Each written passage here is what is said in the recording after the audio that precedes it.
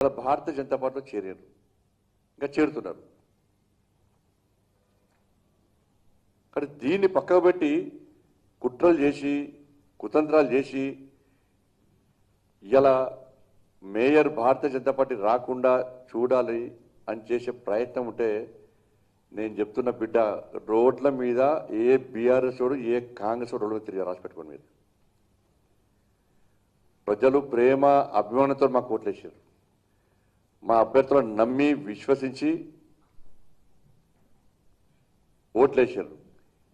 ఇది కాదు అని కాంగ్రెస్ పార్టీలు బీఆర్ఎస్ పార్టీలు కుట్రలు చేస్తే కరీంనగర్ నుంచి యుద్ధం స్టార్ట్ చేస్తారు. మీ బతుకులు బర్బాద్ అయితే రాజకీయ సమాజ చేస్తాం. మీ అందరూ రాసిపెట్టుకోండి.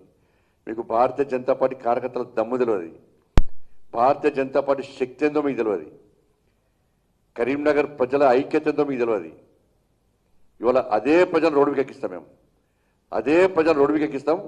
ఒక్కొక్క బీఆర్ఎస్ వారు కాంగ్రెస్ వారి సంగతి మేము చూస్తాం.